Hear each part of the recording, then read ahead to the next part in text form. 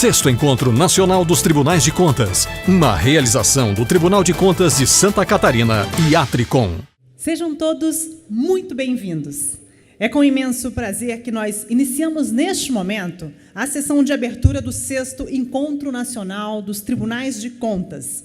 O evento é promovido pela Atricom, a Associação dos Membros dos Tribunais de Contas do Brasil, e pelo Tribunal de Contas de Santa Catarina, em parceria com o IRB, Instituto Rui Barbosa, com a Abracom, Associação Brasileira dos Tribunais de Contas dos Municípios, e Audicom, Associação Nacional dos Ministros e Conselheiros Substitutos dos Tribunais de Contas.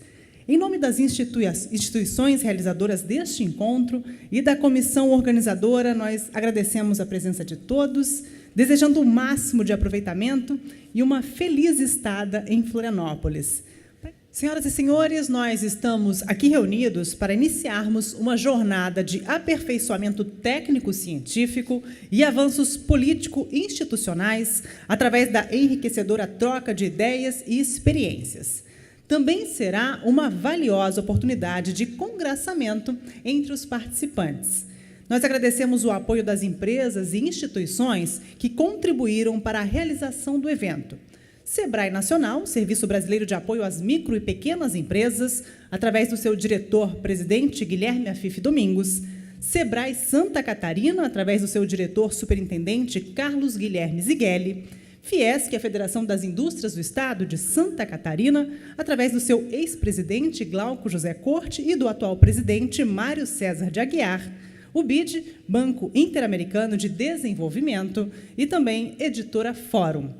Antes de nós fazermos a composição da nossa mesa, nós exibiremos um vídeo institucional do Sebrae Nacional, apoiador do evento. E agora nós convidamos os anfitriões do encontro, o presidente da Atricom, conselheiro Fábio Túlio Filgueiras Nogueira, e o presidente do Tribunal de Contas de Santa Catarina, conselheiro Luiz Eduardo Xerém, para receberem as autoridades no palco.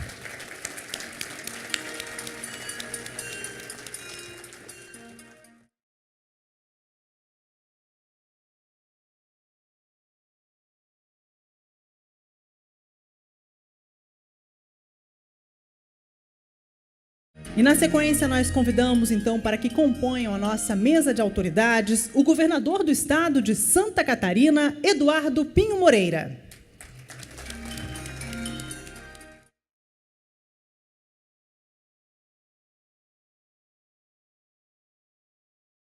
Convidamos também o Procurador-Geral de Justiça, Sandro José Neis.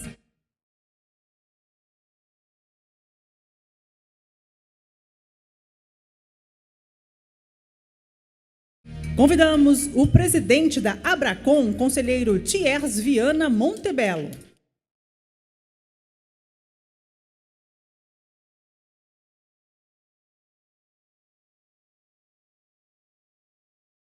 Também compõe a nossa mesa de honra o presidente da Audicom, o ministro Marcos Benquerer Costa.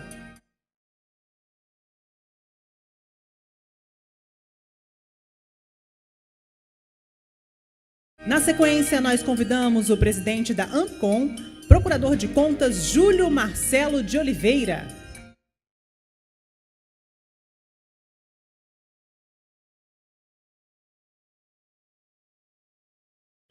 Convidamos ainda a presidente em exercício da FECAM, representando a Confederação Nacional de Municípios, Cici Blinde.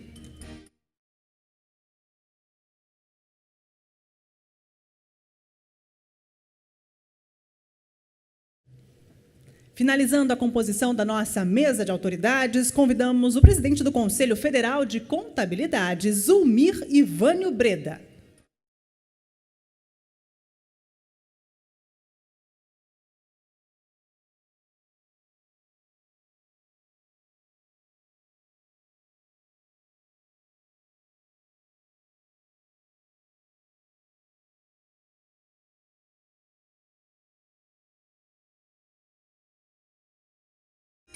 Nós agradecemos a presença das demais autoridades presentes que prestigiam o 6º Encontro Nacional dos Tribunais de Contas, bem como as autoridades que justificaram suas ausências. Neste momento, nós convidamos a todos para ouvirem o hino nacional, que será cantado pelo coral Hélio Teixeira da Rosa, do Tribunal de Contas de Santa Catarina, sob a regência do maestro Giovanni Pacheco.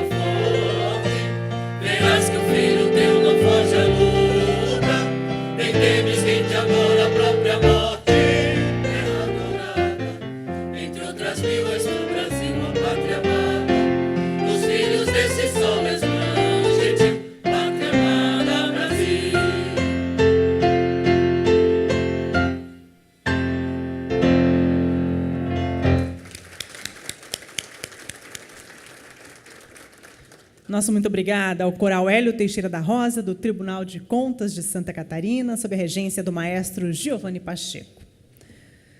Nós passaremos, neste instante, o vídeo institucional da Fiesc, apoiadora do 6º Encontro Nacional dos Tribunais de Contas. Senhoras e senhores, e agora nós convidamos o conselheiro Luiz Eduardo Xerém, presidente do Tribunal de Contas de Santa Catarina, para fazer uso da palavra.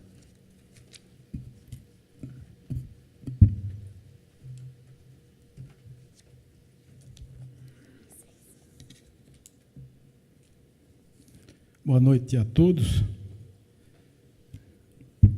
Quero iniciar saudando o companheiro conselheiro Fábio Nogueira, presidente da Tricom, grande responsável por esse encontro que estamos fazendo aqui na nossa querida capital dos catarinenses. Saudar o governador do Estado, Eduardo Pinho Moreira, muito obrigado pela presença. Da mesma maneira, Sandro José Neis, querido amigo Procurador-Geral de Justiça. Conselheiro Thiers Montebello, presidente da Abracom, da cidade do Rio de Janeiro, muito obrigado também. O ministro Marcos Benquerer Costa, presidente da Audicom, que está conosco desde ontem. Obrigado pela sua presença. Também agradecer a presença do Procurador de Contas, Júlio Marcelo de Oliveira, presidente da Ampicom, a Cici Blinde, a presidente da FECAM, neste ato, representando a Confederação Nacional dos Municípios, muito também nos honra a sua presença, e o senhor Zulmir Breda, presidente do Conselho Federal de Contabilidade.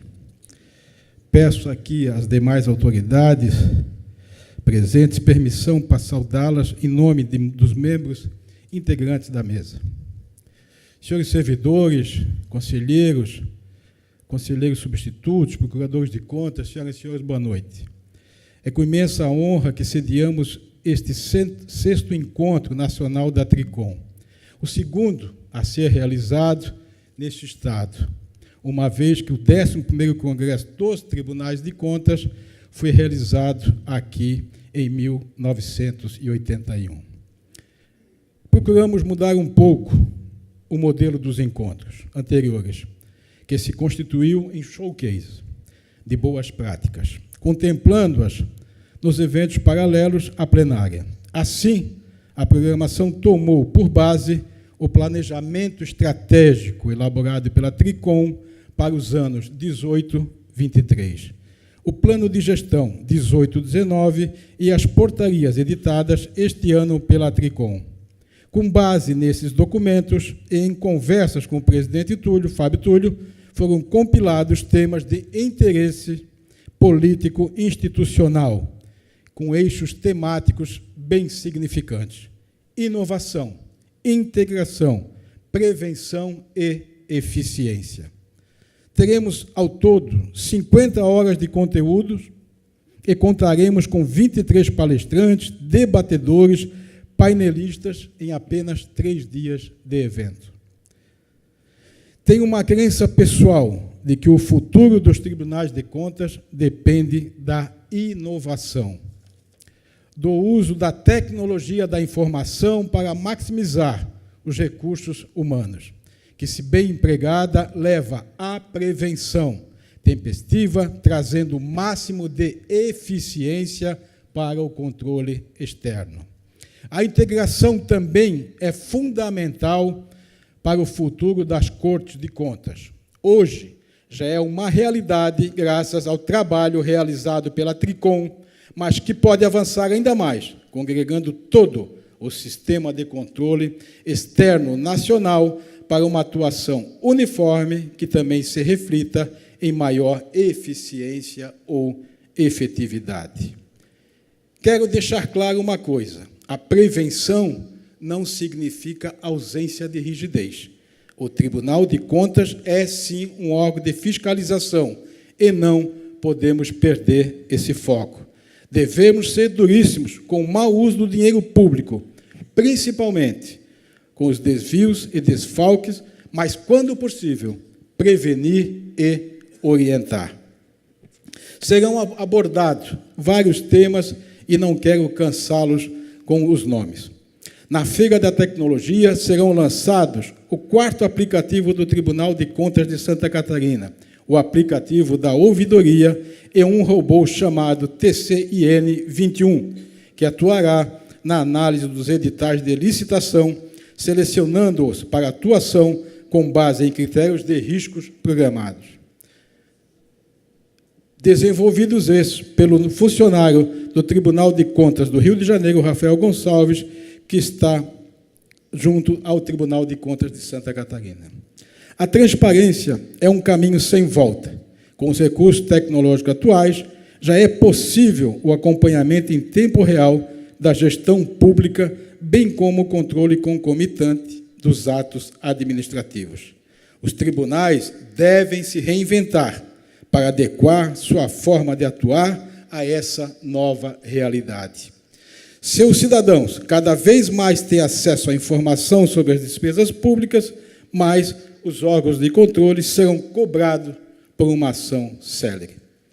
Na parte social do evento, fica a cargo da apresentação do Balé Bolshoi, um orgulho para todo o Estado, a única filial fora da Rússia da mais famosa companhia de balé do mundo.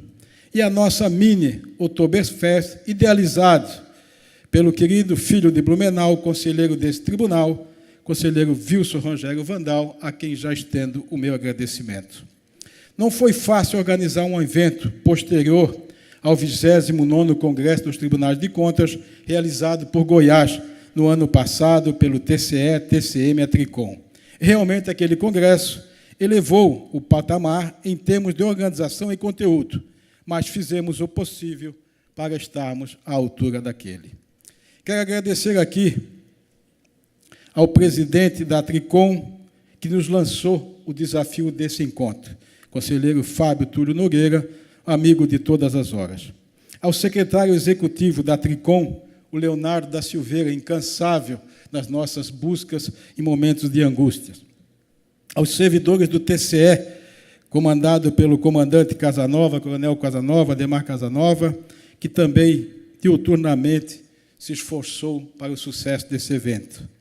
Ao Antônio Carlos Senz de Pimentel e Edson Steve, aos jornalistas Cláudio Prisco Paraíso, Rafael Martini e ao chefe de gabinete Ricardo Ribas, que fez a programação. Aos coordenadores das salas temáticas, dos eventos paralelos, a Projecta Eventos, em especial, já citei aqui, ao conselheiro Vandal, e quem quero também, nesse momento, fugindo um pouco do protocolo, fazer um agradecimento aos conselheiros César Fontes, Beto Herbert, Erneus Nadal, Adircélio de Moraes Ferreira, meu vice-presidente, José Ney Ascari, aos conselheiros substitutos Sabrina York, Gerson Sica e Kleber Muniz Gavi, e também à nossa procuradora, doutora Cibele Farias, e ao doutor Aderson Flores. Todos estes, junto com as suas equipes, de uma maneira ou outra, foram incansáveis na organização do encontro. Na pessoas desses, estendo meus agradecimentos a todos que colaboraram de uma forma e outra. Peço desculpas por qualquer falha, somos humanos. Integrar, do latim integrare, é tornar inteiro. Mas a perfeição, como bem colocou o plano de gestão da Tricom, parafraseando o Código Samurai, é uma montanha impossível de escalar. É muito bom ter vocês todos hoje aqui. Obrigado.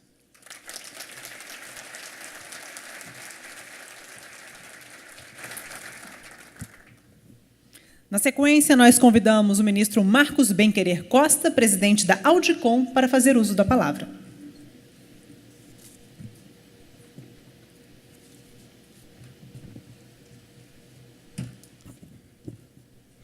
Boa noite a todos. Para mim é uma imensa alegria retornar essa linda e acolhedora cidade de Florianópolis, e eu saúdo todos os catarinenses na pessoa do governador Eduardo Pinho Moreira. Saúdo também e cumprimento o presidente do TCE de Santa Catarina, Luiz Eduardo Xerém, pela acolhida e pela impecável organização do evento. Sei que trabalharam duro para que fosse possível chegarmos a esse resultado no dia de hoje. Eu cumprimento também o conselheiro Fábio Túlio, presidente da Tricom, por nos permitir, mais uma vez, fazer parte da organização e apoiar o 6º encontro dos Tribunais de Contas, Encontro Nacional dos Tribunais de Contas. Saúdo todos aqui presentes, saúdo os demais membros da mesa e saúdo todos aqui presentes. Esse auditório cheio, lotado, já demonstra o grande sucesso do evento. Então, eu saúdo a todos os participantes, em especial os associados da Audicom, aqui presentes, que são oriundos das várias regiões do país. O tema desse evento, o futuro dos tribunais de contas, inovação, integração, prevenção e eficiência é de extrema relevância no momento atual de grandes transformações, importante para os tribunais de contas e para o país. E, nessa época de grandes mudanças, os tribunais de contas podem ser protagonistas nesse processo. A qualidade dos debatedores e palestrantes indica que vai ser de grande proveito para todos. Vai ser um evento bastante proveitoso. Então, bom evento a todos e muito obrigado.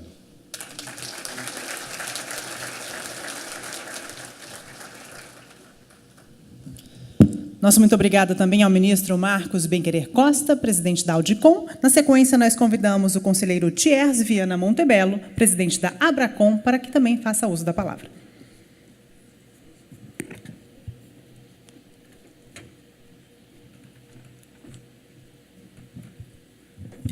Muito boa noite a todos.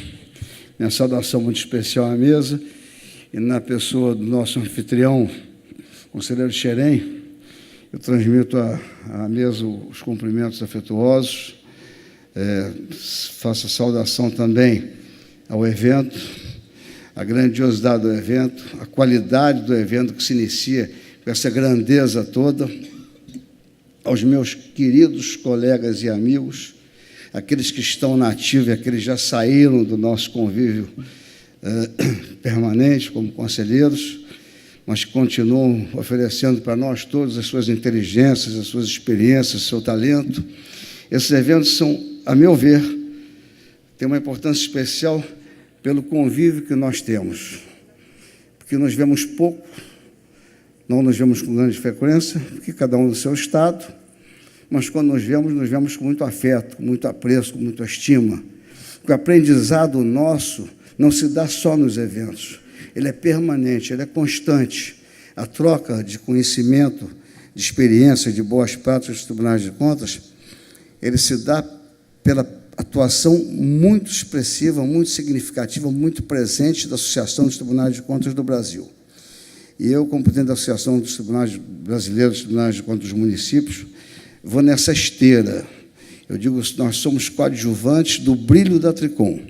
A Tricom puxa como carro-chefe das inovações dos tribunais de contas, e nós vamos nessa esteira, exatamente por isso, porque a Tricom oferece sempre para nós todos inovações que são colhidas das inteligências dos tribunais de contas do Brasil todo, a partir do TCU até o tribunal do menor estado brasileiro.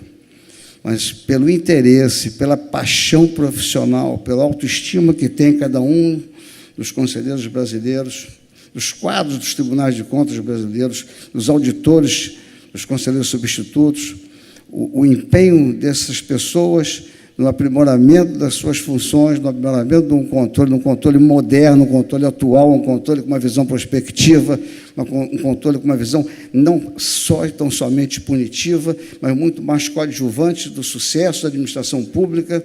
É isso que faz com que nós tenhamos esse permanente avanço, essa permanente evolução.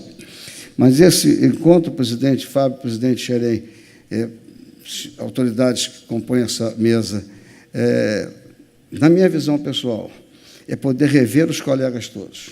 Os colegas que já se aposentaram, os colegas que estão na ativa, os que estão chegando nos tribunais de contas. Isso tem um significado muito expressivo para mim, muito particular, por 25 anos de conselheiro do Tribunal de Contas do Rio de Janeiro. Eu tenho essa alegria de vir nesses momentos, exatamente para poder revê-los e abraçá-los a cada um, podendo saudá-los a todos e dizer da minha alegria de poder estar com os senhores todos.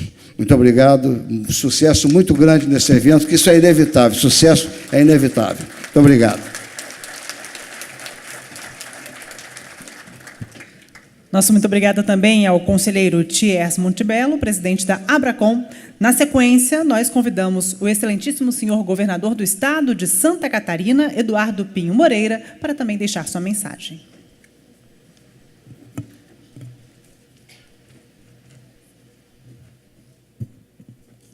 Boa noite, senhoras e senhores. Gostaria de cumprimentá-los a todos, e em especial aos anfitriões desse evento, presidente do Tribunal de Contas de Santa Catarina, Luiz Eduardo Xerém, e ao presidente da Associação dos Membros dos Tribunais de Contas do Brasil, Fábio Nogueira.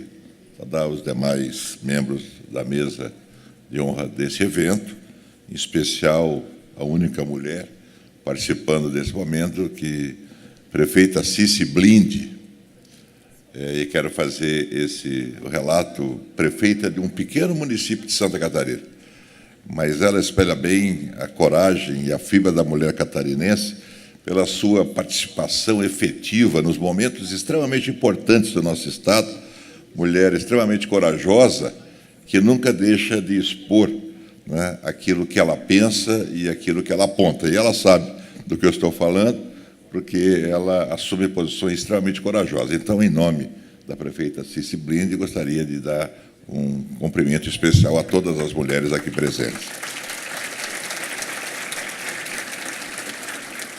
Bem, como agente público, ocupando funções variadas da atividade pública, médico por formação profissional, mas prefeito de uma cidade média, cidade de Criciúma, deputado federal em 2 mandatos, secretário de Estado, presidente de empresa, vice-governador, governador, eu sempre tive uma relação próxima com o Tribunal de Contas do Estado de Santa Catarina. E essa relação ela foi extremamente profícua sempre, porque ela teve o respeito institucional das partes.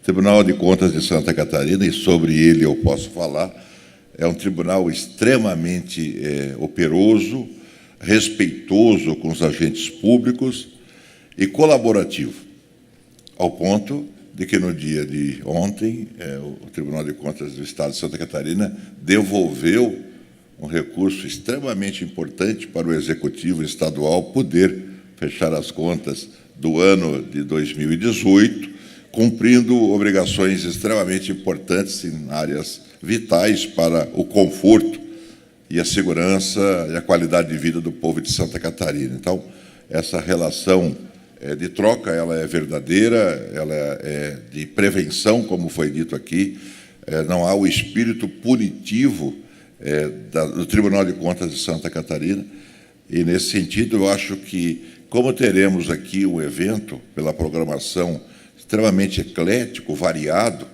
eu acho que essa troca de informações e essas experiências elas serão extremamente importantes para que os tribunais de contas de todo o país possam agir dessa forma, né, para que não desestimulem a participação na vida pública.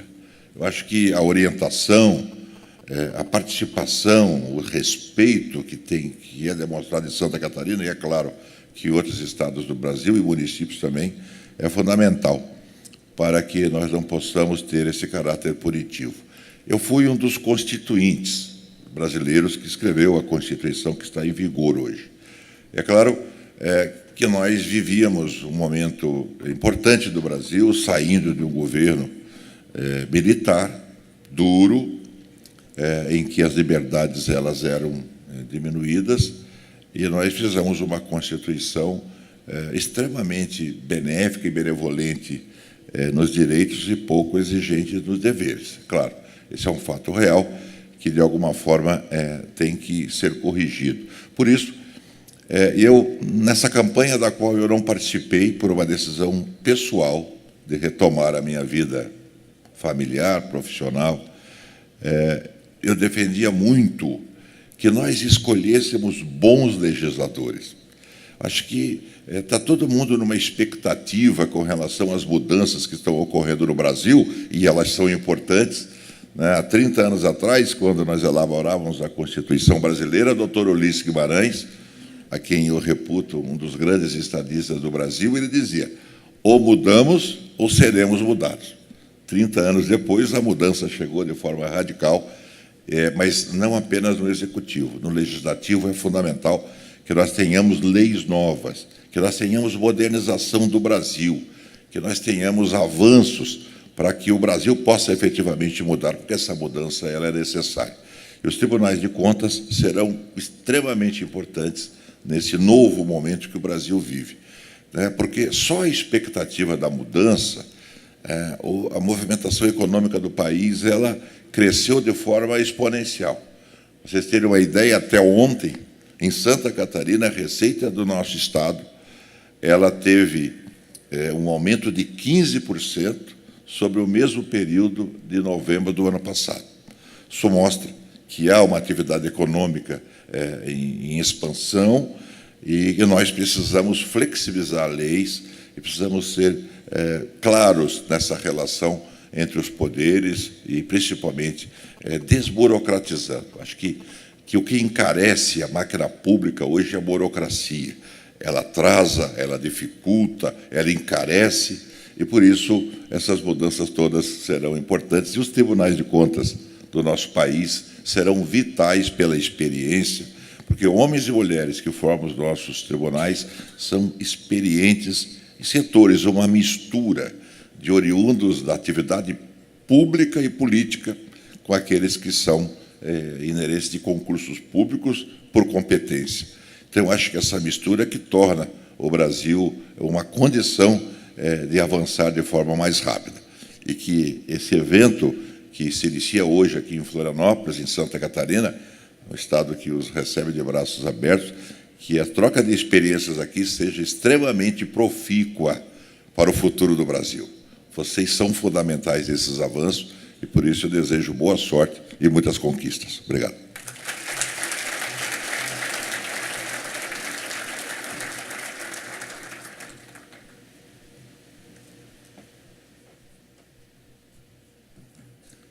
Muito obrigada ao governador do Estado de Santa Catarina, Eduardo Pinho Moreira.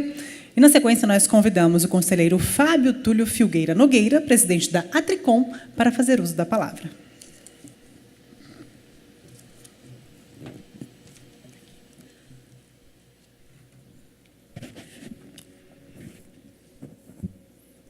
Boa noite. Boa noite.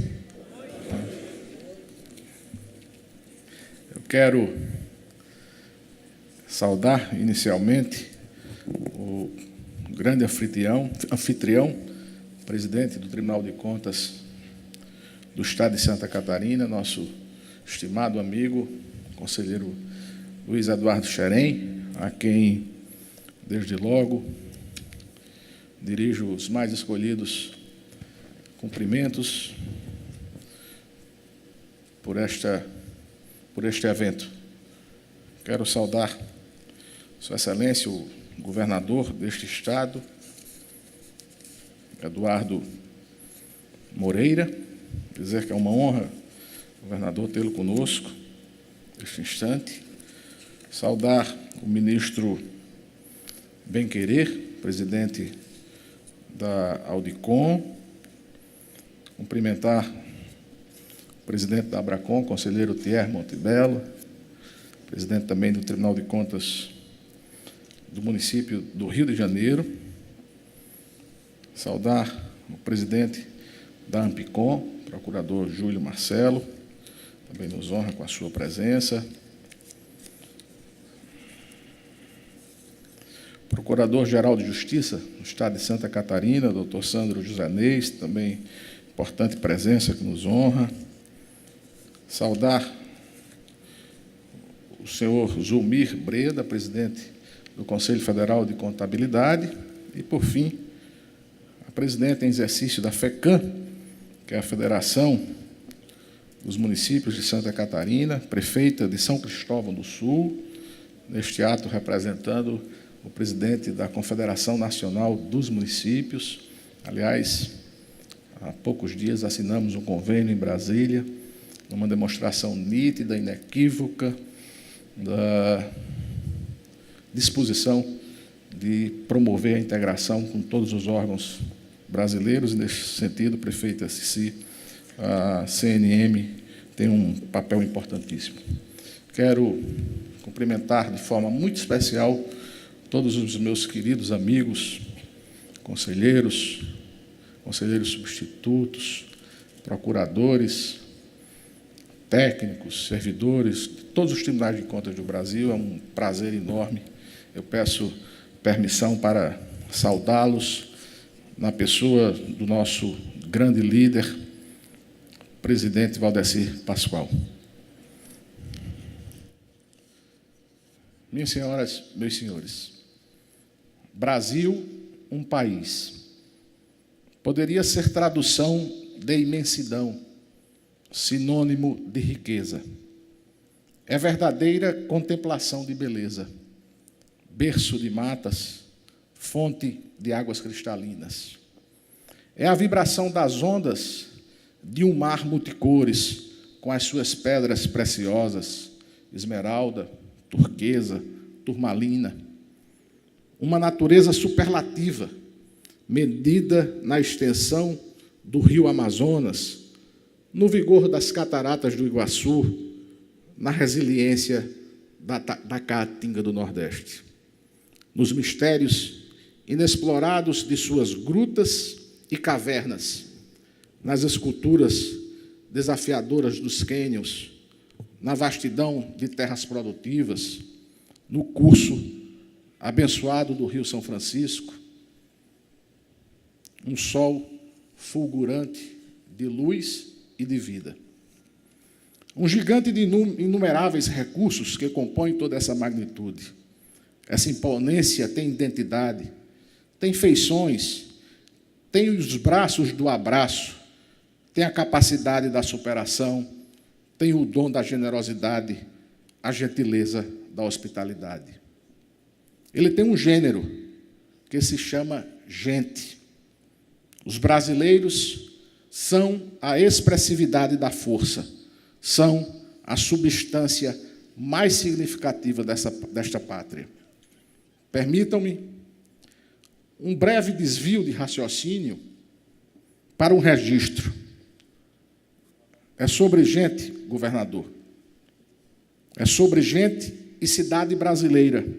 A poesia que rendeu ao cearense Maílson Furtado o Prêmio Jabuti 2018 com um livro escrito à mão. Eu tenho sangue de gente, tenho essa poeira laranja na cara, no peito, no sangue. Sou metade gente, metade bicho.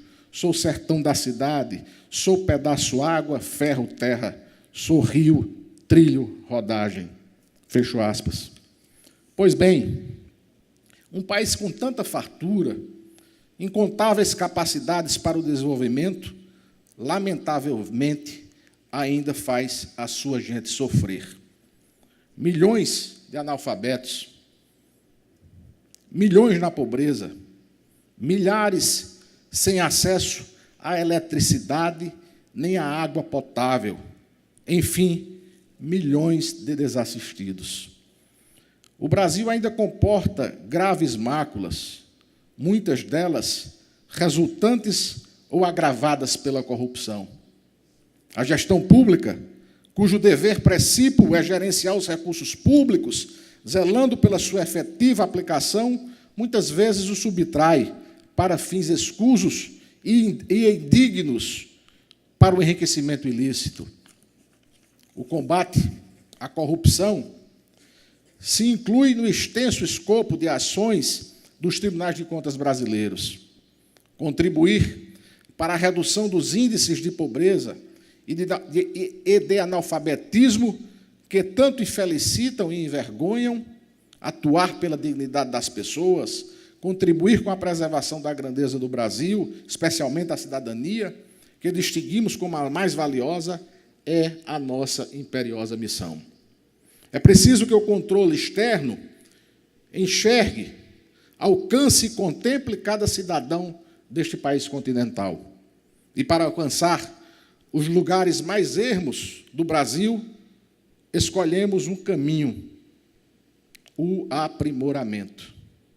A bússola que identifica o percurso mais propício é o Programa Qualidade e Agilidade dos Tribunais de Contas, que tem no marco de medição de desempenho a ferramenta deste norte.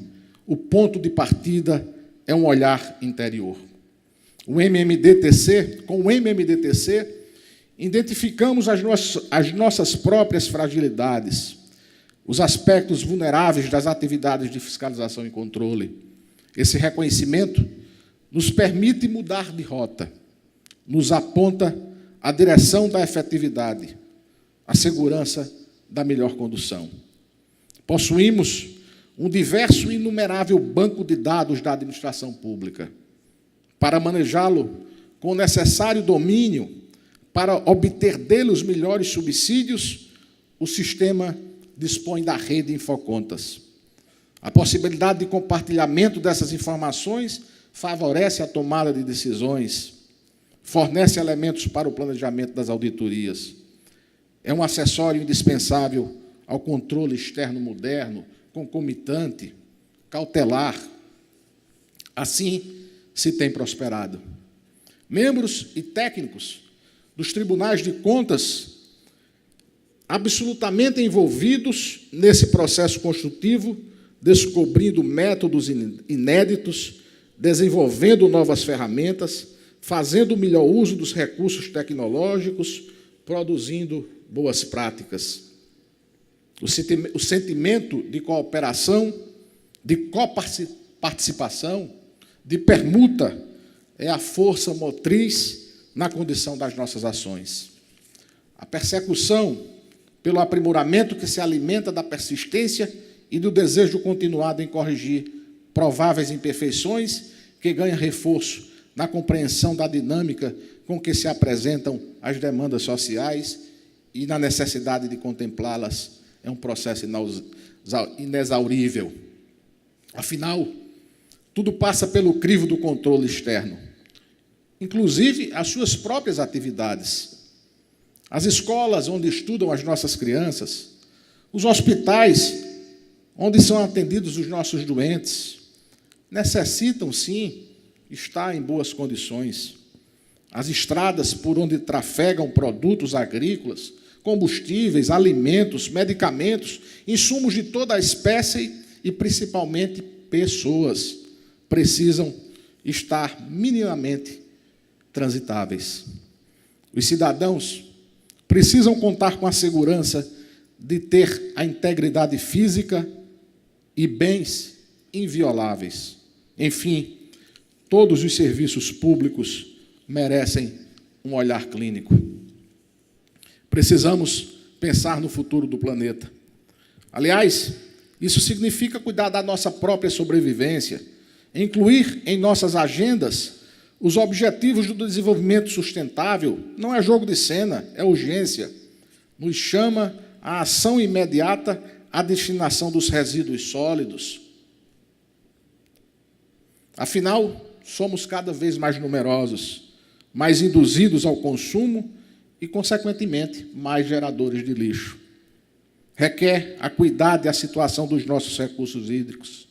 As reservas de água, cada vez mais escassas, em razão dos períodos cada vez mais longos de estiagem, que, por sua vez, conforme estudos, é consequência do aquecimento global. Os nossos rios que secam, principalmente pela interferência humana, pelo descuido com as nascentes, pela destruição das matas ciliares. As nossas reservas florestais, os biomas, a diversidade da fauna e da flora, tudo, absolutamente tudo, requer proteção. Em todos esses eventos, o controle externo confirma a posição. Como reforço, estamos incluindo 12 novas resoluções diretrizes ao nosso, digamos, arsenal, ao nosso tanque de guerra, chamado Marco de Medição de Desempenho. No próximo ciclo de aplicação, teremos uma temática bem mais elástica, e lá figurarão, por exemplo, tratamento de resíduos sólidos, que, como já disse, demanda preocupação. Outra questão, também agravada nos últimos tempos, se refere à mobilidade urbana. As cidades brasileiras estão cada vez mais congestionadas pelo trânsito, mais poluídas pelo acentuado número de veículos em circulação. Por outro lado, verificamos a redução dos espaços para a circulação dos pedestres, ciclovias insuficientes ou arriscadas. Enfim, percebemos que a junção dos órgãos de controle é necessária. Temos, na própria sociedade, uma grande e indispensável parceira, fomentando o controle social, estabelecemos e fortalecemos uma aliança com a cidadania. Ninguém mais apropriado que o cidadão para reclamar, para reivindicar políticas públicas condizentes com as suas necessidades, nem bem mais qualificado para identificar serviços falhos, sinais de desvios de dinheiro público. Imperioso buscar resolutividade para as aflições da população. Imperativo contribuir para que a gestão pública solucione os problemas sociais.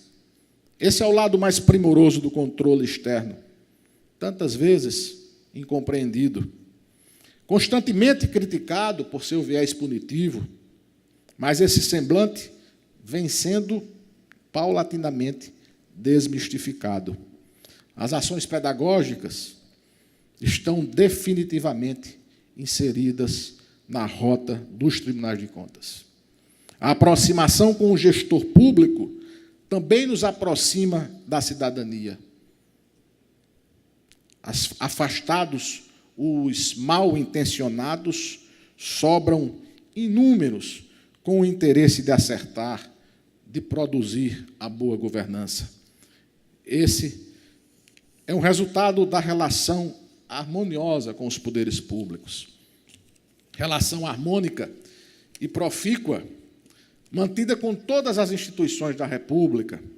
Com o Supremo Tribunal Federal, por exemplo, fomos chamados ao diálogo institucional pelo ministro Dias Toffoli. Temos agora a honrosa tarefa de produzir um diagnóstico das grandes obras paralisadas no Brasil.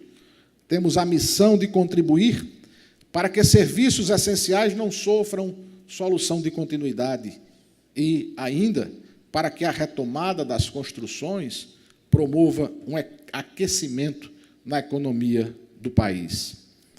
É necessário que correspondamos às expectativas dos brasileiros. Somos parcela dessa população que escolheu o controle externo como profissão. Somos agentes incumbidos de favorecer a boa governança dos recursos públicos. Somos permanentemente exigidos na dimensão da nossa missão constitucional e no compromisso republicano. Portanto, haverá sempre a necessidade de reforçar laços institucionais, de reafirmar empenho por um Brasil melhor e mais digno. Este 6º Encontro Nacional é ocasião para refletirmos sobre tudo isto. É instância de debates que enriquecerão nossas atividades. É espaço para a obtenção de conhecimentos que aprofundarão as nossas experiências. É propício ao aprendizado. Tenho, presidente Xerém, toda a convicção de que este evento produzirá bons frutos. Tudo foi preparado com o melhor esmero, pela dedicação de muitos, sob a batuta de Vossa Excelência, conselheiro Dado Xerém, a quem dirijo, repito, o mais escolhido agradecimento. Agradeço também a cada presidente dos tribunais de contas aqui presente, pela própria participação e pelos muitos a que deram permissão de participar. Ministros, conselheiros substitutos, procuradores, servidores de todo o país, mãos e mentes que se alinham, que se consagram à atividade de fiscalizar as contas públicas. Agradeço à equipe da Atricom, a operosa equipe que funciona na subsede, no meu estado da Paraíba, e na sede em Brasília, os meus mais renovados agradecimentos. É uma imensa responsabilidade a que carregamos. A proclamação da cidadania, de maneira muito particular, depende das ações do sistema Tribunais de Contas. O meu muito obrigado pela dedicação, pela confluência que impulsiona o aprimoramento.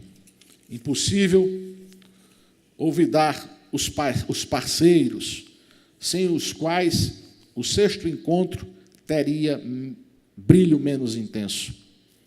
Abracom, Audicom, Sebrae, BID, Fiesc, Editora Fórum, Instituto Rui Barbosa. Aliás, abro um parênteses para justificar a ausência sentida do nosso querido presidente Ivan Bonilha, que se deslocou ainda hoje à tarde de Curitiba, mas que, em função do trânsito nas nossas estradas, não conseguiu chegar a tempo, mas com certeza estará presente aqui. O renovado agradecimento e a permanente disposição de manter essa integração muito importante para o sistema. Enfim, cada um desses tem importância fundamental. Mas citar o IRB, por último, tem um propósito: aludir a Rui Barbosa, responsável pela institucionalização das Cortes de Contas e patrono do Tribunal de Contas da União, que disse, abro aspas, a República não precisa de fazer-se terrível, mas de ser amável. Não deve perseguir, mas conciliar. Não carece de vingar-se, mas de esquecer. Não tem que se coser na pele das antigas reações, mas que alargar e consolidar a liberdade. Fecho aspas. Que sejamos uma república plena. Muito obrigado e um profícuo evento a todos.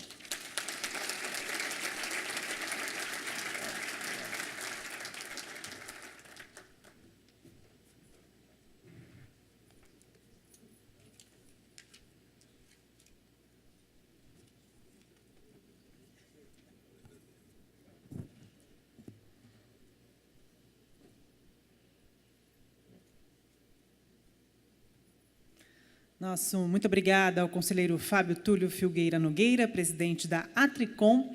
Antes de nós desfazermos a nossa mesa de autoridades, nós ouviremos o hino de Santa Catarina, cantado novamente pelo coral Hélio Teixeira da Rosa.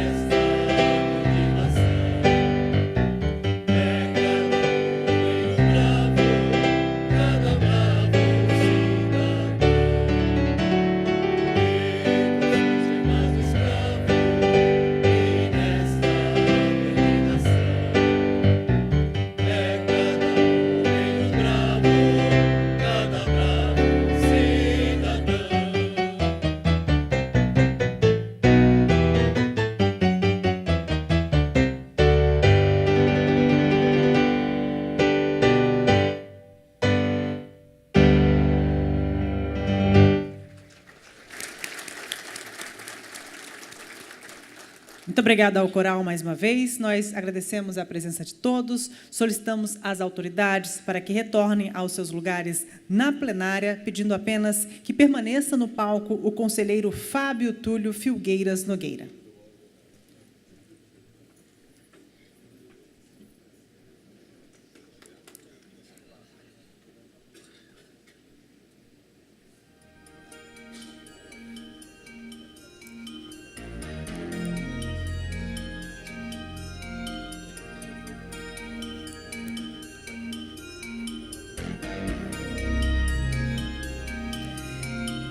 E, neste momento, nós chamamos ao palco o jornalista Cláudio Prisco Paraíso.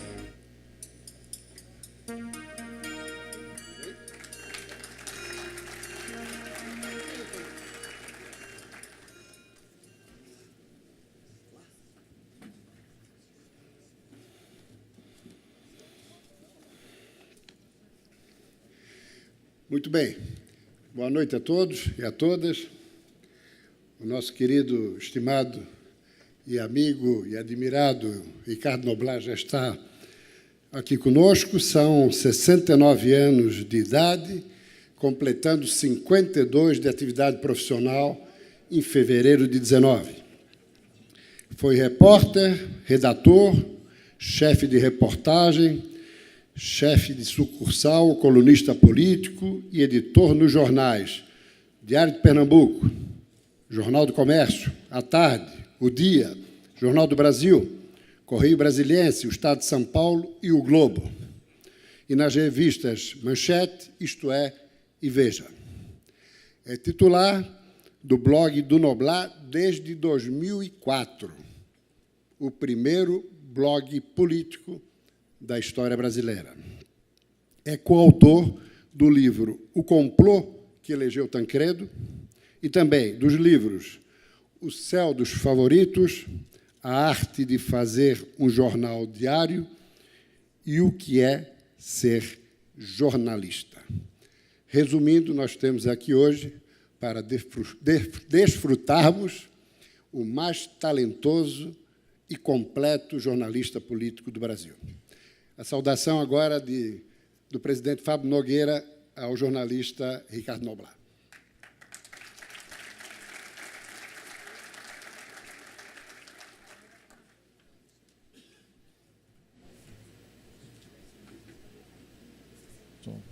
Sem som, chegou.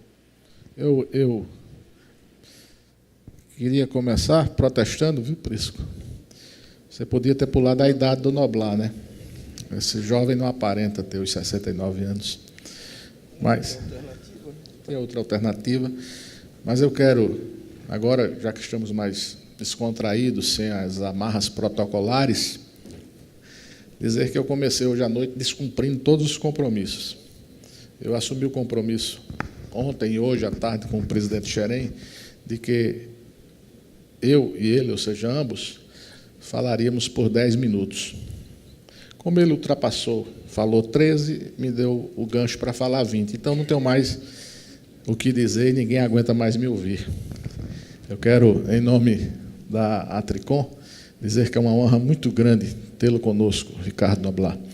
Aliás, essa honra, particularmente para mim, é muito maior porque, desde ontem, tenho tido a oportunidade de beber nesta fonte, de ouvir as suas histórias, já uma estrada longa, né, como testemunha viva dos grandes acontecimentos da República, um jornalista extremamente respeitado nacional e internacionalmente. Eu penso que não poderia ter um nome melhor para inaugurar este nosso encontro nacional. Então, eu queria deixar registrada esta alegria, este prazer de tê-lo conosco. Muito obrigado, seja bem-vindo. A casa é sua, fique à vontade, use e abuse do microfone.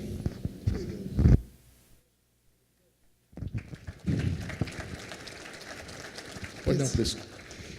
Eu gostaria, só para introduzir o Noblat, até por sugestão dele, o livro deixamos para o final, pode ser? Pode ser? Ok, presidente. Mas Noblat tem aí de corrida profissional pouco mais de 5 décadas. A primeira provocação, até para o Noblat dar o start no seu raciocínio, na sua formulação, seria o seguinte, Noblar, o amigo acompanhou a Revolução de 64, acompanhou a Nova República, acompanhou o FHC, acompanhou o PT, e agora acompanhou a chegada de Jair Bolsonaro à presidência da República. Qual foi o movimento que mais lhe provocou impacto nessa sequência histórica? Obrigado pelo convite, é uma honra para mim estar aqui com vocês. Fazia tempo que não vinha a Santa Catarina e estou muito feliz e muito confortável aqui. Queria só retificar, em 64 eu até vi, mas só tinha 14 anos, quer dizer, vi a uma distância prudente. Tinha uns tios que até participaram daquela marcha com Deus pela liberdade, né? Que era pedindo, clamando pela intervenção contra o comunismo. Não pensei que a gente ia rediscutir o comunismo 50, quantos anos depois? Pois não. Não. Recomeça ou deu para ouvir?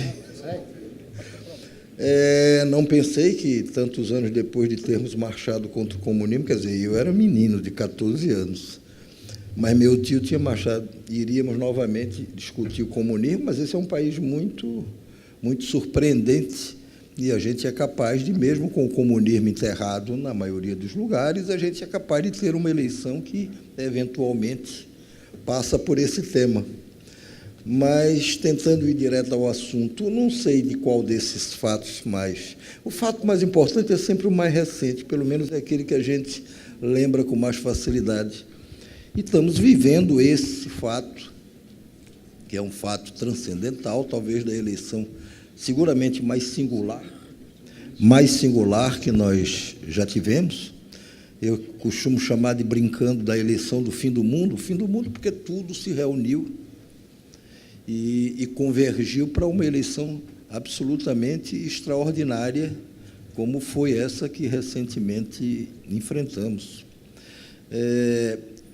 Contam os fatos, e eu vou tentar distinguir os fatos da lenda, contam os fatos que, por exemplo, aqui em Santa Catarina, o futuro governador, o governador eleito, comandante Moisés, ele cuidava vamos dizer, da carreira política, pelo menos assim me foi contado, de um vereador de Tubarão, que foi candidato ao Senado, por pouco não se elegeu, até a reunião em que se decidiu que alguém tinha que sair candidato ao governo. Aí disse, vai você, comandante. O comandante é o governador eleito de Santa Catarina, numa eleição surpreendente. Aí já conta a lenda que, ao fim do primeiro turno, o comandante viu os resultados da eleição, a surpreendente crescimento dele, a situação dele chegar praticamente quase que eleito no primeiro turno, passou a mão na cabeça e disse, bom, e agora que deu certo, o que é que a gente vai fazer? De alguma maneira, isso deve ter acontecido, o presidente eleito jamais vai confessar, mas deve ter acontecido com o presidente eleito, Jair Bolsonaro. Por quê? E aí são fatos. Há uns 2 anos atrás, em conversa com um amigo dele do condomínio onde ele mora, lá na Barra da Tijuca, e que saía para caminhar sempre com ele aos domingos, o amigo disse, olha aí, Jair, você agora vai ser candidato de novo a deputado? Eu disse, não, agora eu vou ser candidato a presidente. Mas a presidente, por que não vai para o governo do Rio? Eu disse, não, o governo do Rio é quebrado, não tem saída, não vou pegar esse negócio. Mas para presidente, não, para presidente é porque eu preciso reeleger meus filhos. Então, reelejo, casei, né, tenho uma filha nova e tudo, aí vou curtir minha vida com a minha mulher. Quer dizer, assim como o Moisés aqui foi surpreendido por essa hecatombe no meio político, aconteceu que essa mudança muito, muito ampla, muito ambiciosa, de alguma maneira o Bolsonaro também. Não creio que ele tivesse absolutamente certo, convicto, confiante de que se elegeria como se elegeu e com uma vitória expressiva, como ele se elegeu. Isso foi uma coisa que foi sendo construída ao longo do tempo. Como não tenho dúvida também que o episódio de Juiz de Fora foi fundamental e extraordinário para isso. Ele acontece naquele episódio no dia 6 de setembro. 6 de setembro. Bolsonaro planejava no dia seguinte a passeata do 7 de setembro, e no dia 5 tinham saído pesquisas, não Datafolha nem Ibope, mas pesquisas feitas por encomenda dos partidos, que mostravam a queda dele de 5, 6 pontos. Todas as pesquisas coincidiam nisso. Ele tinha participado apenas de 2 debates presidenciais e, até onde foi dado a perceber, tinha se saído mal nos debates. Não entendam mal a expressão que eu uso, mas eu acho que a facada, de alguma maneira, salvou o Bolsonaro de, eventualmente, uma eventual derrota na eleição. Salvou nesse sentido, por favor, entenda, para não sair daqui e dizer: Noblar disse que ele foi esfaqueado, foi bom. Não é isso. Como eu estou habituado nas redes sociais a dizer uma coisa e as pessoas dizerem outra, então eu fico repetindo, embora sabendo que não vai adiantar muito, porque, como nas redes sociais, cada um escolhe a sua verdade. Aquele episódio foi definitivo, eu acho, para dar substância, energia, por mais contraditório que pareça, e possibilidade de eleição do Bolsonaro. Ele, com aquilo, ele ganhou uma cobertura de televisão extraordinária, ele que não teria tempo de televisão, de propaganda nenhuma. Eu não estou absolutamente querendo subestimar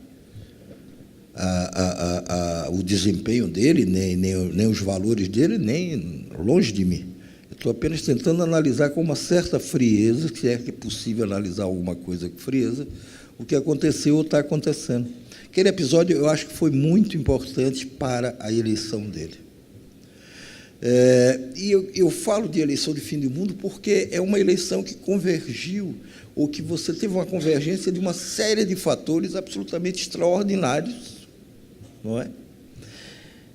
O antipetismo jogou um papel importante nisso, todos sabemos, mas não foi uma eleição, se definiu porque era contra o PT. Senão o PT não teria eleito a maior bancada de deputados federais na Câmara. Não teria feito quase todos os governadores do Nordeste em coligação com outros partidos. E isso se deve o quê? Uma convergência, crise econômica, todas aquelas coisas que mais ou menos todos conhecem e já discutimos, mas que é importante revisitar de vez em quando para entender o que é que está por trás disso tudo. As pessoas votaram contra tudo isso que estava aí. Em grosso modo, é isso. Quer dizer, votaram contra tudo. Contra o PT, contra a corrupção, contra a ladroagem, contra a inflação, contra o desemprego, contra o resultado desastroso do governo Dilma, principalmente do meio do primeiro governo para cá. E isso um pouco me lembra o que aconteceu em 89. A única vantagem de ser velho é essa, você lembra das coisas que aconteceram, tem coisas para contar. Em 89, veja, chegaram Lula e o Collor como os finalistas de uma eleição disputada por 22 ou 23 candidatos. E entre eles, 22, né? Entre eles, nomes de extraordinário peso na política nacional na época, doutor Ulisses Guimarães, uma das figuras mais respeitáveis que eu conheci, doutor Aureliano Chaves, que era o vice do general Figueiredo na época, nomes de peso. E os 2 finalistas foram Lula e o Collor, que eram os candidatos que mais encarnavam um sentimento de contra tudo que estava ali. Um pela esquerda, o outro mais pelo centro-direita. A gente chegou a um segundo turno nessa eleição com a disputa entre os 2 candidatos mais rejeitados. Eu nunca tinha visto isso até então, embora já tenha visto muita coisa. Mas uma eleição dos rejeitados. Os 2 candidatos com maior índice de rejeição. E aí, claro, não tinha de ganhar. E o Bolsonaro ganhou porque foi o que encarnou melhor, se apropriou melhor dessa agenda de preocupações, de contrariedades, de insatisfação do povo brasileiro. Grande mérito dele. Soube captar isso muito bem, soube encarnar isso muito bem. Senão iria ficar apenas uma disputa de personalidades. numa disputa de personalidades, o Haddad poderia ter alguma vantagem, que seria desfeita pelo fato de ser apoiado por Lula, que ia lá a Curitiba tomar a bênção e receber orientação o tempo todo. E o outro, outsider, é fantástico, o não político, que há 30 anos só fazia política. Não é? Nós somos capazes realmente de acreditar no que a gente quer acreditar. Se você tinha pós-verdade, agora você tem a auto-verdade, cada um escolhe a sua, toca para frente e vai. Não é? E a auto-verdade passa a ser aquilo que você diz. Não, eu digo que é assim, bom, então é assim. Tenho aprendido muito isso com as redes sociais, há tanto tempo que eu as frequento. E como não se fez, é minha mania de falar, minhas tias falavam muito, minha mãe muito. E como não se fez, vamos dizer, não teve um debate, não teve vários debates, não estou dizendo que com isso a história poderia ser outra, não é isso. Estou apenas dizendo que você não pôde ter o cotejo de opiniões. As opiniões eram dadas em separado e o Bolsonaro sendo poupado, naturalmente, compreensivelmente, pela situação que ele vivia. Então, de alguma maneira, se deu um cheque em branco. De alguma maneira, foi dado um cheque em branco para que o presidente eleito Jair Bolsonaro, dentro do que ele mapeia e do que foi bem mapeado em termos de nossas preocupações, segurança pública, economia, retomada do crescimento, ele vá por aí. E com base nesse cheque em branco que foi dado, Noblar, o que os brasileiros podem esperar em relação aos primeiros movimentos de Jair Bolsonaro na composição do governo e nas políticas que estão sendo já formuladas e estabelecidas para frente? Eu acho que, como talvez dissesse o cabo Daciolo, vigiai e orai. Eu acho que é mais ou menos o que, né, vigiai e orai. E não digo isso com deboche, não, eu sou sobrinho de bispo, meu tio foi arcebispo de São Luís do Maranhão, já contei para algum dos conselheiros que estavam aqui, foi bispo lá, casou Sarney. Veja se isso não é destino. Não dele, meu, que escrevia muito sobre Sarney na época do Jornal do Brasil. Meu tio casou Sarney com Dona Marli, batizou Rosiana, batizou Rosiana, não satisfeito, casou Rosiana com Jorge Murat. Depois a história que a gente conhece. Quando eu escrevia batendo muito no Sarney, na época do Jornal do Brasil, meu tio dizia, não faça isso, eu conheço Sarney, não adianta, você não vai conseguir derrubá-lo. E ele estava certo, meu tio, já morreu faz tempo, mas meu tio estava certo, Sarney está aí até hoje. É verdade que dessa vez também o império dele lá parece que não era império, era um carregador de mala do Sarney, que tem uma história ótima disso.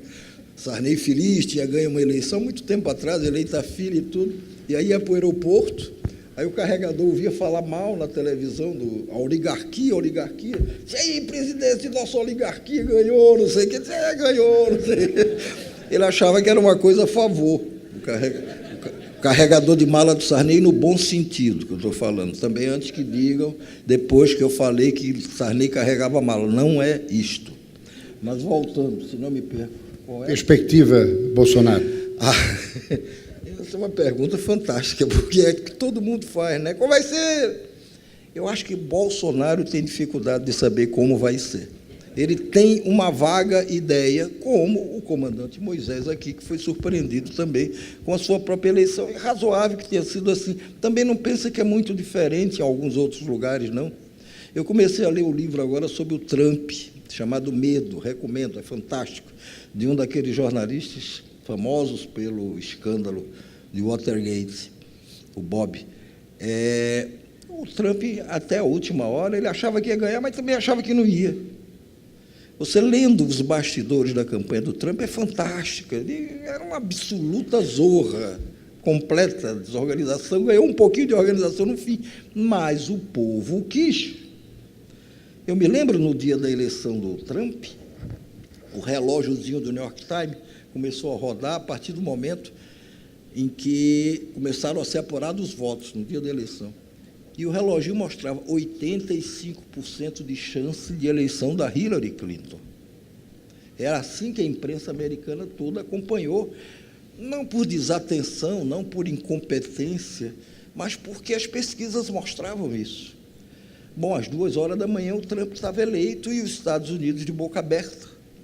Quando o povo quer, quando o povo encarna, quando o povo se entusiasma e compra as ideias, ou o ideário, ou o que seja, saia da frente, e é assim que deve ser uma democracia. Não está errado. Pelo contrário, está certo. Eu acho que o Bolsonaro está sendo absolutamente coerente até agora com tudo que ele disse. Goste-se ou não se goste. Eu sempre escrevi, olha, eu tenho a maior confiança no Bolsonaro. Por quê? Porque eu acho que o que ele diz, ele vai fazer. E agora eu não sei porque muita gente acha que é o contrário. Aí fica lá o Bonner, a menina, não, tentando ali normalizar o Bolsonaro. Normalizar que eu estou falando é no sentido de normalizar mesmo. Pronto. Entendeu? Aí, não, quando ele dizia isso, não é bem assim. Não, eu acredito em tudo que Bolsonaro disse. Entendeu? Até em algumas coisas que eu acho desagradáveis, mas eu acredito nele. Então, se ele diz, olha, direitos humanos é para humanos direitos. Eu não sei bem o que é que significa isso, mas eu acho que faz sentido. Não é? Direitos humanos é para humanos direitos. Eu não sei, em termos de legislação, o que é que isso vai resultar. E não sei como é que os tribunais vão julgar isso. E não sei exatamente o que é que significa, mas faz sentido, não faz? Humanos direitos, direitos humanos para humanos direitos. No princípio faz sentido. Quando ele diz que ele vai enfrentar a questão da violência, que é uma coisa seríssima nesse país, todo mundo sabe, gravíssima, e que vai botar para quebrar em cima disso, eu também acredito, eu não sei como vai ser, mas eu acredito que vai acontecer. E disso ele deu prova ao coerentemente trazer o Sérgio Moro para virar seu ministro. Veja a vida do Moro, a pior coisa que pode acontecer para o Moro é ele ser ministro supremo. Né? A pior coisa. Se tudo der errado, o Moro sai ministro supremo. Agora, se der certo, ele pode ser presidente da República. Eu toparia no lugar dele, nessas condições, eu toparia ser ministro da Justiça. Então, você tem o violência, que vai ser uma coisa que preocupa todo mundo, que vai ser enfrentada, e tomara que com sucesso, eu estou falando com sinceridade. A questão da economia, já acho que vai ser mais complicada, porque não vai ser simples. Essa história de, quando o Bolsonaro diz, olha, eu não vou negociar com partido, eu vou negociar com bancadas, é uma forma de dizer mais ou menos a mesma coisa.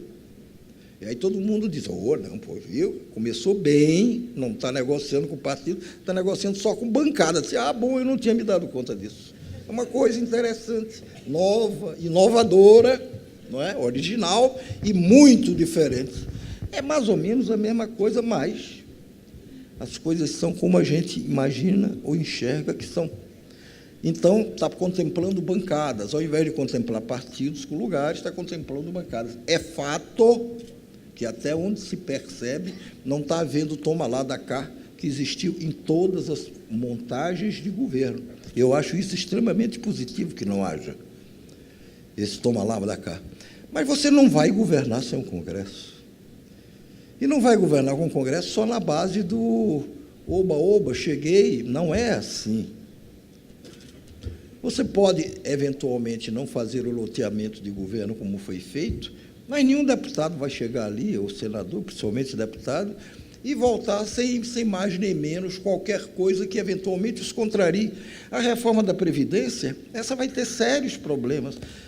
Aliás, a se acreditar no... Quem era que estava ontem nos Estados Unidos? Era o Flávio, o Carlos, eu sempre me confundo, Eduardo. Eu troco os nomes e depois dizem que é sacanagem minha. Não é, é porque eu me confundo mesmo. São 3. Ontem, nos Estados Unidos, estava o Flávio. O Flávio disse, numa reunião fechada com investidores, depois de pousar com o chapeuzinho do Trump, que é uma coisa original, também é um chapeuzinho já de 2020. Já é o lançamento do Trump para 2020. Ele disse que vai ser muito difícil a reforma da Previdência passar do jeito como se imagina no próximo governo, disse o Flávio, o Eduardo. Hoje o Flávio desmentiu o Eduardo. O pai vai, em algum momento, definir, claro, como vai ser essa história, né? Mas é por tudo que eu ouço de pessoas de todos os partidos e com quem eu converso, não vai ser moleza você aprovar uma reforma da Previdência, seja qual for. E esse é um dos outros problemas que você vai ter, o governo, qualquer outro que fosse, não estou falando só o governo Bolsonaro, entre a expectativa das pessoas e o que de fato ele poderá fazer. Se você for fazer, não, governo de acordo com o que as pessoas ou a maioria quer, todas as pesquisas mostraram ao longo da campanha que reforma da Previdência, não, reforma da Previdência não, passar para 65 anos, não, nem a pau. As pessoas não querem isso. As pessoas não querem isso. Não, eu vou... bandido com fuzil, a gente pode atirar. Você faz as pesquisas mostram, não, o brasileiro ainda não aceita esse tipo de coisa. Então, como haveria com qualquer governo, volto a repetir, há uma defasagem, uma contradição entre o que as pessoas querem que aconteça e o que o governo vai ter que fazer, o que precisa fazer. A reforma da Previdência é uma das coisas. Esse vai ser um outro obstáculo ao governo do Bolsonaro. Agora, eu acho que tem muita chance, acho sinceramente que tem muitas chances de dar certo, porque se ele ataca a questão da violência, se ele trata essa questão da segurança pública do jeito que se espera que trate, a economia não está sob grande pressão, ela vai melhorar naturalmente. Há um clima favorável de, opa, ganhou o Bolsonaro, agora nós vamos voltar a investir, embora tudo isso também possa passar, dependendo do que aconteça ou que deixe de acontecer. Se ele fizer o feijão com arroz prometido, e se não meter os pés pelas mãos, bom, eu vou agora desmatar a Amazônia mais do que o necessário, ou denunciar o acordo do clima, não tem mais clima, não, tem clima, mas não bom clima.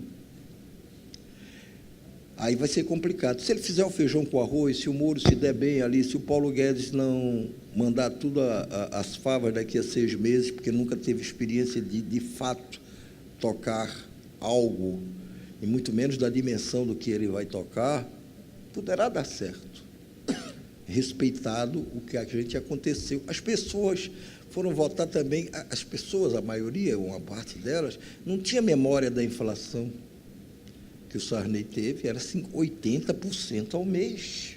80% ao mês. Eu vivi essa inflação, minha mulher que está por aí também.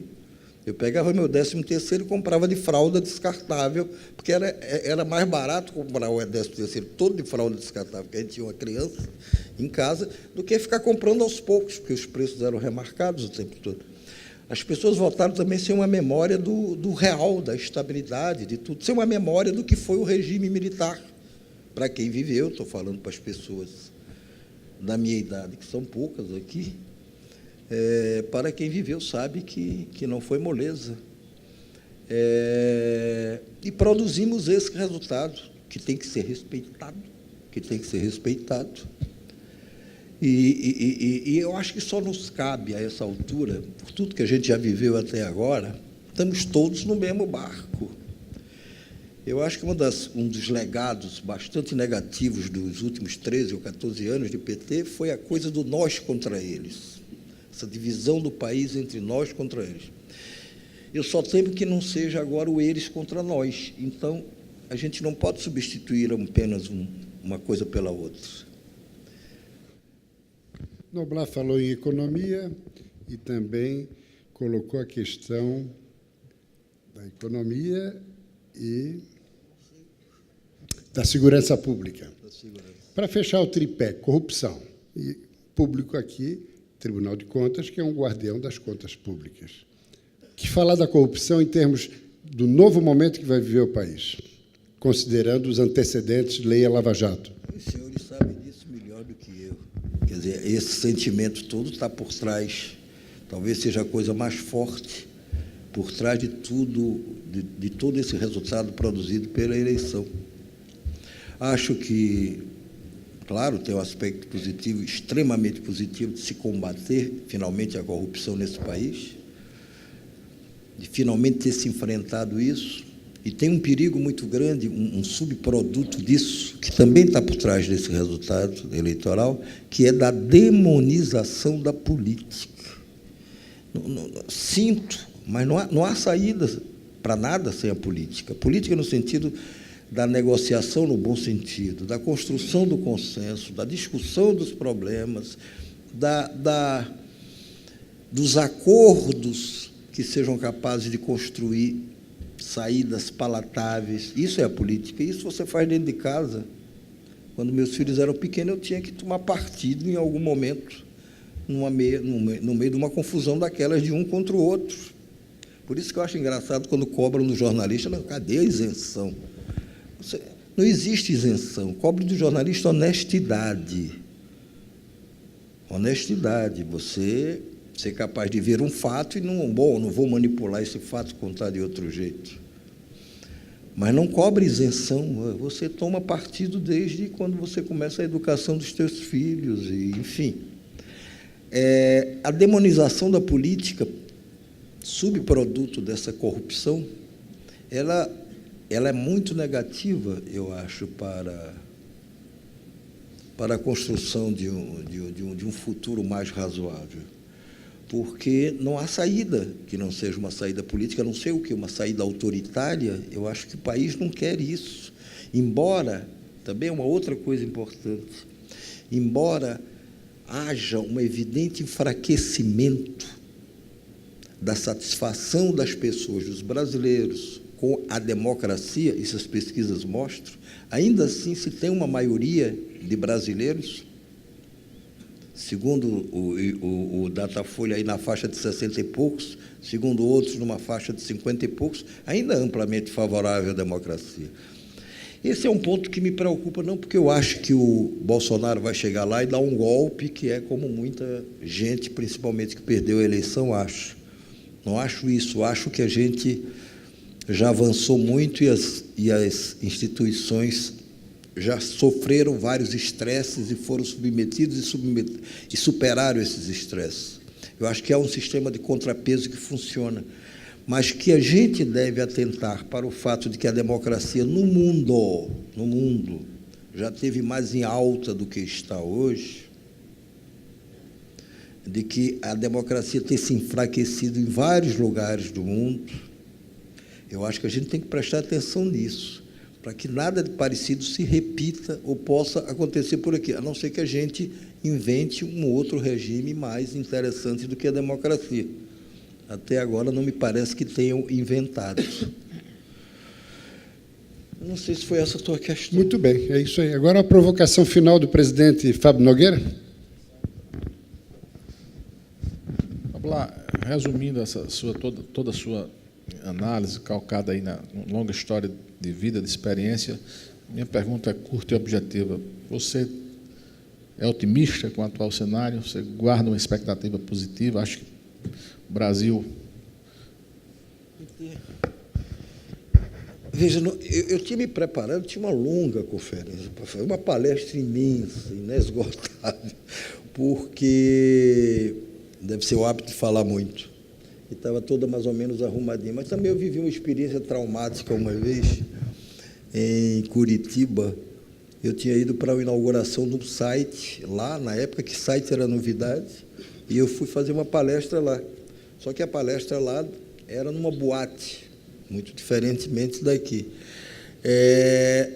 Quando eu chego lá, na boate, todo mundo, claro, estava na boate, dançando, conversando um pouco, interrompe, tem um conferencista aqui, e tinha uma senhora lá atrás que era um sucesso, as pessoas todas em torno dela, era Dercy Gonçalves. Aí não dava para concorrer com a Dercy Gonçalves. Não dá para concorrer com o balé de Bolshoi que vem aí. Por isso que eu estou apressando tudo, ou sendo apressado a tocar essas coisas. Se eu sou otimista, com o quê? Com o país, sou. Com o governo, torço para ser. É porque jornalista é, antes de tudo, cético. E se ele não for cético, muitas vezes ele se dá mal. Ele tem que sempre desconfiar de tudo, sempre duvidar de tudo. Os senhores já devem ter provado isso ao longo de vários momentos. Eu espero que dê tudo certo.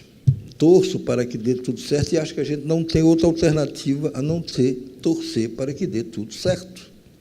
Agora, se tudo vai ser certo, eu sei, quer dizer, você chegou nessa situação tão singular que a gente chegou, de uma eleição tão singular como essa, e você ainda tem a operação do presidente Bolsonaro, que não me digam que eu estou levantando suspeita sobre o êxito que será essa operação. Não é isso. Eu estou dizendo, mas tem uma operação pela frente, quer dizer, você ainda tem um grau de incerteza pequenininho, porque os médicos são bons, o Alberto Einstein é fantástico, a situação do presidente é muito boa, dizem. Mas tem tudo, quer dizer, quem era que ia juntar isso tudo? Não, é o seguinte, uma eleição onde o primeiro colocado vai estar preso, então você deixa ele ali, ele está preso.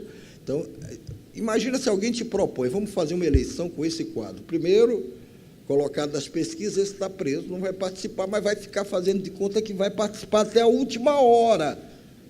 E as pessoas ainda vai ter muita gente acreditando que ele vai ser candidato, sim. Portanto, isso vai impactar no processo. Aí é o seguinte, aí você tem também uma economia ali na situação complicadíssima, mas que a gente diz que foi o Temer o culpado por isso. Não, não foi, foi quem antecedeu o Temer, mas não tem problema, mas vira o Temer, porque é uma forma de você também lavar ali um pouco essa história. São tantos os fatores, e agora a gente ainda vai ter um presidente que toma posse, mas quem fica no poder a partir do dia seguinte é o vice, que é um general da reserva, até aí não tem problema, mas sim, mas foi aquele general da reserva que falou aquele negócio, sim, mas já não está falando mais. Veja, é tudo muito original, é tudo muito original. Então o presidente vai tomar posse e vai se internar e fazer uma operação, e vai sair bem claro, lógico, mas vai fazer uma operação. O Tancredo, não, esse país é fantástico. O Tancredo ia tomar posse, tomou Sarney. A maior dificuldade que eu tinha para explicar para o adido da Embaixada da União Soviética, e eu não era pago pelo dinheiro de Moscou, não tinha isso, era um russo que era muito simpático, na época do Jornal do Brasil, ali em 89, a cada 2 ou 3 meses ele vinha para um almoço. Vamos almoçar? Vamos almoçar. Aí ele pedia para eu explicar as coisas, eu explicava, ele não conseguia entender. Até o dia que ele entrou de férias, em maio de 80, a direta já foi 85, 84, né? 84 foi. Tancredo foi eleito em 85, janeiro. Estou certo? Estou, né? Em 84 tomou posse em 85. Aí em 84... o pobre do adido militar da Embaixada da União Soviética sai de férias por 3 meses. Quando ele sai, o Sarney era o presidente da Arena, que combatia a direta já. E o doutor Ulisses ali a favor da direta já, seria o candidato. Aí o russo volta 3 meses depois. Aí chama, desesperado, por um jantar, um almoço, o que seja, porque aí é que ele não estava entendendo mais. Porque entre ele sair e voltar, o Sarney já era o vice do Tancredo, não era mais o Ulisses candidato, era Tancredo. E ele não entendeu. Aí ele pediu remoção, ele foi para outro canto, porque não dava para ele entender esse tipo de coisa. Então, veja, você tem que levar em conta todas essas coisas. Então, temos ainda uma operação que, se Deus quiser, vai ser tudo bem feito, o presidente vai tomar posse agora, mas é o vice que vai governar, enquanto o presidente estiver lá internado, se recuperando para vir. Aí você quer saber se eu acho que vai dar, porque eu sou otimista, sou.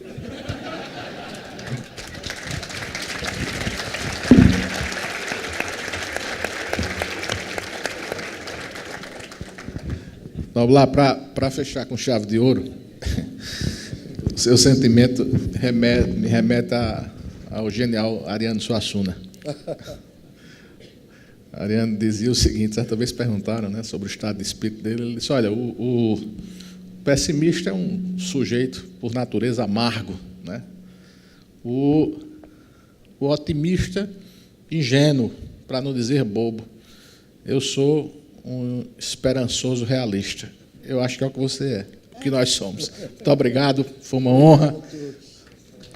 Palmas para...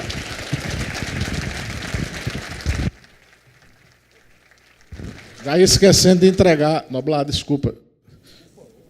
essa é uma lembrança aqui do estado de Santa Catarina, como você deu para perceber desde ontem, que é bom de garfo e de copo, desculpa a inconveniência,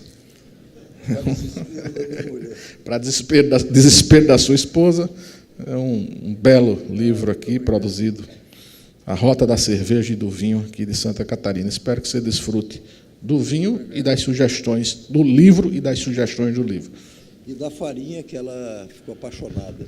A farinha daqui é muito boa.